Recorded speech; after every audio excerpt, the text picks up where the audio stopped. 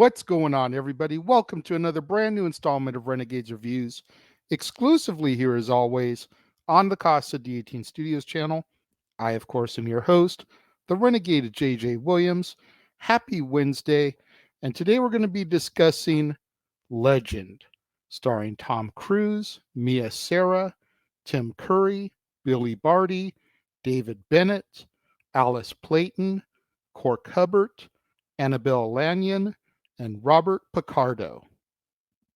What's going on, everybody? Thank you for joining me here once again for another brand new installment of Renegades Reviews. As I said in the introduction, it's Wednesday. Happy Wednesday. We're halfway through the week. Apologize, this is going up a little bit later than normal on a Wednesday. Just is what it is. But today we are here to discuss Tom Cruise in Legend. And as our movie opens, the Lord of Darkness sends the goblin Blix to kill the unicorns in the forest near his castle and bring him their horns in an attempt to cast the world into eternal night. Told by the Lord of Darkness that the best bait is innocence, Blix and his colleagues Pox and Blunder follow Princess Lily as she visits her forest-dwelling paramour, Jack in the Green. Once there, Jack teaches Lily to speak to the animals and then takes her, blindfolded, to a forest stream where he senses that the unicorns will appear. When Lily holds out her hand in order to touch the stallion, Blix shoots him with a poisonous dart from his blowpipe, and the unicorns flee. Jack is angry, but Lily laughs off his concern and issues a challenge by throwing her ring into a pond, declaring that she will marry whoever finds it. When Jack dives in after the ring, the goblins track down the poisoned stallion and sever his alicorn, causing winter to descend. Lily runs off in terror, and Jack is barely able to break through the surface of the now frozen pond.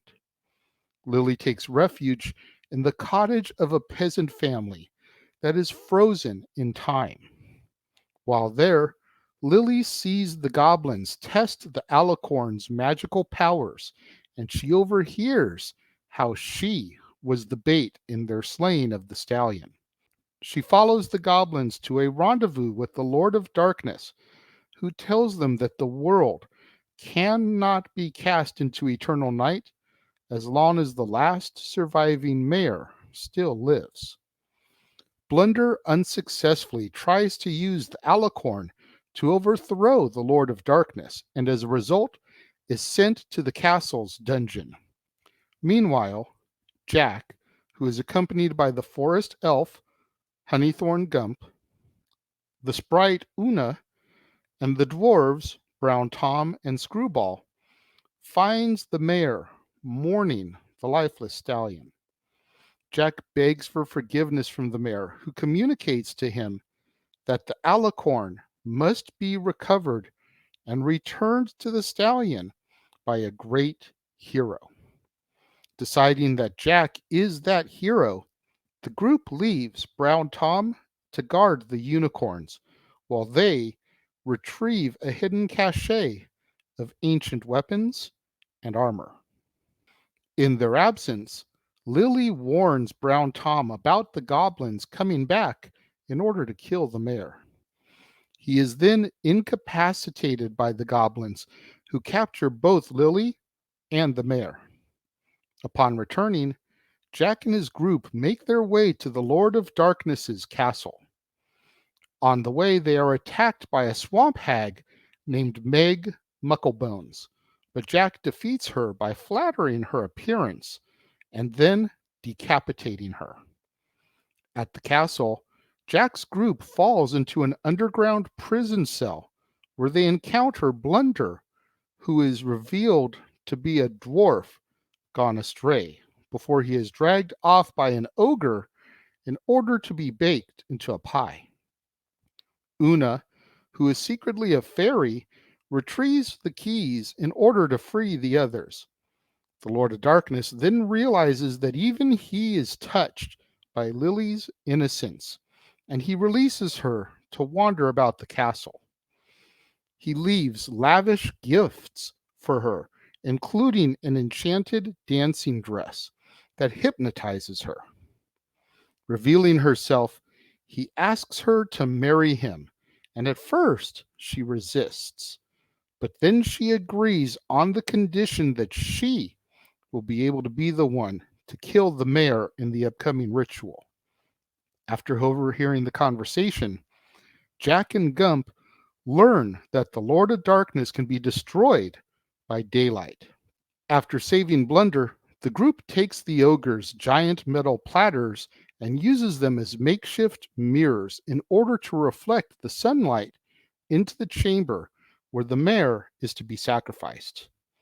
As the ritual begins, Lily tries to free the mayor, and the Lord of Darkness strikes her unconscious. Jack's group redirects the setting sun with the platters as he fights the Lord of Darkness, finally wounding him with the stallion's alicorn right before the redirected sunlight shines into the room, blasting the Lord of Darkness to the edge of the eternal void. The Lord of Darkness warns them, though, that because evil lurks in all beings, he will never be truly vanquished. Wavering in doubt, Jack finally severs the hands of the Lord of Darkness, expelling him into the void. Gump then returns the stallion to life by magically reattaching its alicorn. With the stallion reunited with the mare, winter suddenly ends. Jack then retrieves Lily's rein from the pond and places it back on her finger, awakening her from the Lord of Darkness's spell as our movie comes to its close. So, as you know, all of the movies that we're watching this month were hand selected by my girlfriend as we celebrate her birthday, which is actually tomorrow. And when I watched this, she asked me, "What did you think?" And I told her, I was like, "Well, I enjoyed the first act, I enjoyed the third act, but the second act fell flat for me." And she thought about it a little bit and she was like, "When we were younger, I didn't really notice it.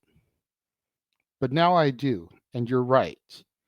There's just something about the second act that just feels like it drags. At least up until they get to the castle to try to free Lily.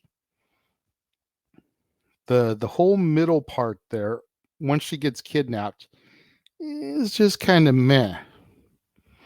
But all in all, I still enjoyed it. You know, the whole rest of the movie I thought was great. I thought Tom Cruise did an amazing job. Mia Sara, of course, Sloane Peterson from Ferris Bueller's Day Off, or at least that's what I know her best as. It's probably what most people know her best as, if we're being honest. I reviewed that last year. If you want, I'll link it up here and you guys can check out that review if you missed it. Tim Curry as the Lord of Darkness, like Jesus Christ, the dude ate up every scene that he was in. It was fun. It was an enjoyable movie. There's just something about the second act, though, that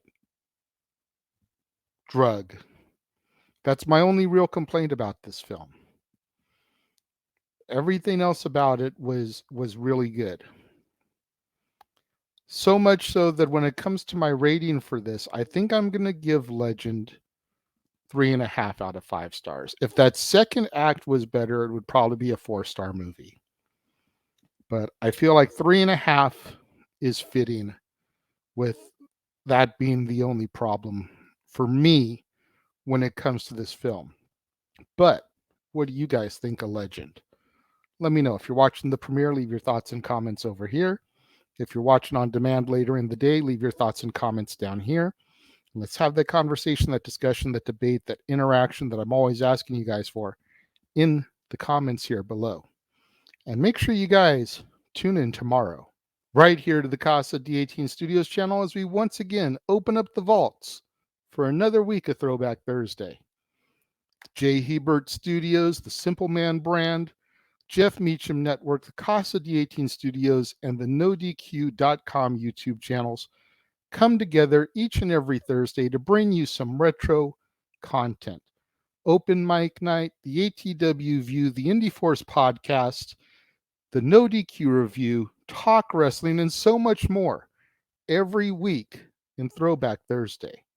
And then later on in the evening, right here on the Casa D18 Studios channel, the Jeff Meacham Network, and across the Jeff Meacham Network multiverse of media, it'll be time once again for the flagship show with a special Thursday episode of Talk Wrestling. That's right, immediately following NoDQ.com's all-in predictions, Jeff Meacham will go live with the flagship show, Talk Wrestling.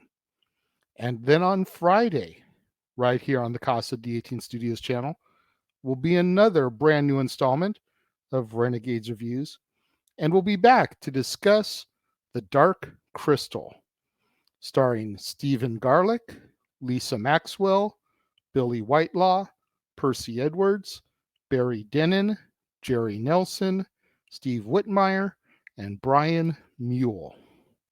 You don't want to miss out on any of that content right here on the Casa D18 Studios channel, the Jeff Meacham Network, across the Jeff Meacham Network multiverse of media, Throwback Thursday, Talk Wrestling, The Dark Crystal, and so much more as we begin to wrap up this month right here on Renegades Reviews. Again, you don't want to miss any of it, so make sure you smash that like button, make sure you're subscribed, make sure that notification bell is turned on so you don't miss out anytime a video drops right here on the Casa D18 Studios channel or anytime we go live, as is the case with Statboy Sports Bar, Open Mic Night, pay-per-view PLE watch-along coverage, etc. Share these videos with your family, friends, loved ones, coworkers, movie fanatics, cinephiles in your life, fans of Tom Cruise, fans of Tim Curry, fans of Sara, fans of fantasy movies. Anybody you can think of that would enjoy this content, this video, share it with them, as it's the only way we're going to keep my visibility up in YouTube's algorithms now that we are in fact a monetized channel right here on the platform. Thank you once again to everybody out there who joined me and tuned in today. It means so much more to me than you guys will ever know. I will see you guys next time.